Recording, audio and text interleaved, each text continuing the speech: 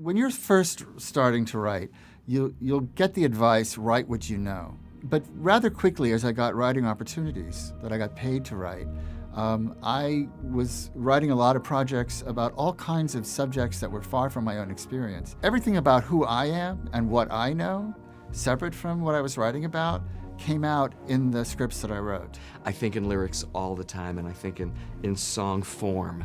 That's very much just, it's genetic or something, I suppose. I could have grabbed him, then discreetly knocked him on the head and stabbed him, not to mention what I would have done if I had had a gun.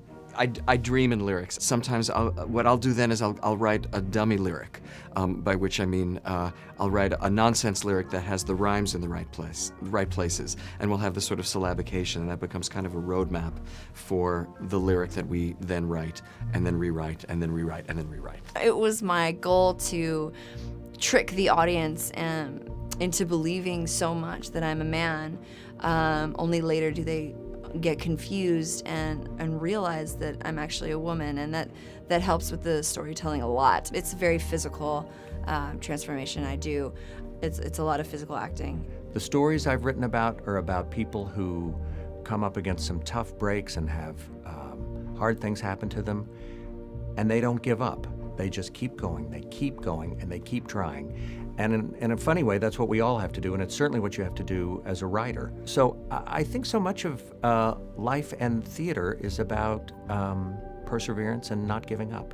I start by myself, but it's such a collaboration, especially with a musical. I always listen to, our director, Casey Nicola, is a genius and has great instincts. And so I trust him, and I trust Alan Menken, the composer.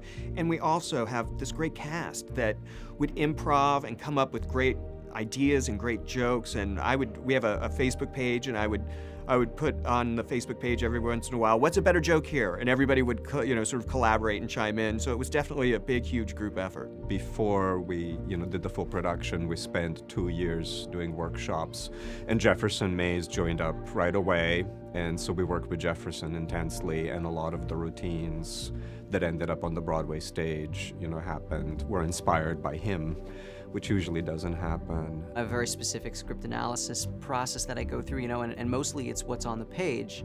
But then, of course, playing a real-life person, you have a responsibility to that person, and in this case, Barry Mann. I look for projects that are stylistically ambitious and about themes and characters that are important and have something to say, and I look for material that is exciting and unexpected.